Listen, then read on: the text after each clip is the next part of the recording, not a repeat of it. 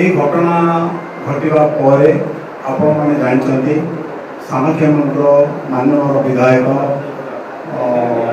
ରମେଶ ଜେନା ମହୋଦୟ ସେଠାରେ ପହଞ୍ଚିଛନ୍ତି ଗୋପାଳପୁର ଥାନା ଆଗରେ ଏବଂ ସିଏ ମୁଖ୍ୟତଃ ଦୁଇ ତିନୋଟି କଥା ରାଜ୍ୟ ସରକାର ଏବଂ ଗଞ୍ଜାମ ଜିଲ୍ଲାର ବରିଷ୍ଠ ମନ୍ତ୍ରୀଙ୍କ ବିରୁଦ୍ଧରେ କହିଛନ୍ତି। ପ୍ରଥମ କଥା କହିଛନ୍ତି ଯେ ବାଲି ଗୁଡ଼ି ଆଉ ଯେଉଁ ମରମ କ'ଣ କ'ଣ ସବୁ ଚୋରି ହେଉଛି ଏବଂ ଦ୍ୱିତୀୟ କଥା କହିଛନ୍ତି ଯେ ଗୋପାଳପୁର ଯେଉଁ ଗଣଧର୍ଷଣ ଘଟଣା ସେ ଘଟଣାରେ ରଫା ଦଫା ହେବା ପାଇଁ 9 ଲକ୍ଷ ଟଙ୍କାର କାରବାର ରହିଛି। ମାନ୍ୟବର ବିଧାୟକ ଜଣେ ସିନିୟର ଲୋକ 3 ଥର ଜିତିଛନ୍ତି honourable member of legislative assembly ଆଇନଗତ ଭାବରେ ସେ ଭଲ ସାର୍ ସବୁ କଥା ଜାଣିଛନ୍ତି। ଯଦି ଗୋଟେ ସେନ୍ସିଟିଭ୍ କେସ୍ରେ ଏମିତି କୌଣସି ଘଟଣା ଘଟିବ ବା ଘଟିଛି ସିଏ ନିଶ୍ଚିତ ଭାବରେ ଆଇନର ଆଶ୍ରୟ ନେବା କଥା ବା ଯେଉଁମାନେ ଘଟଣାର ସହିତ ସମ୍ପୃକ୍ତ ପୁଲିସ ପାଖରେ ଏଫଆଇଆର ଦେବା କଥା ବା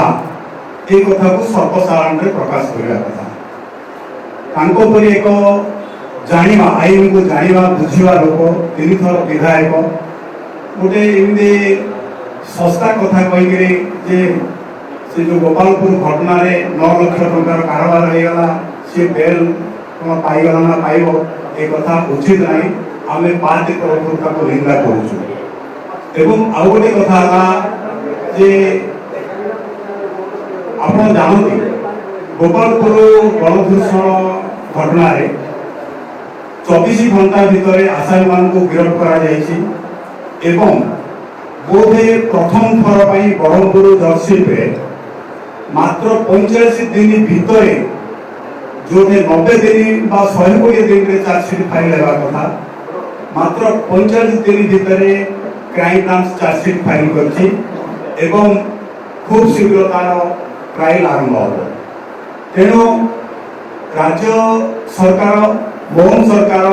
वर्तमान अपराधी जी भी हो जेते बड़ हो क्या छाड़ा को प्रस्तुत ना सी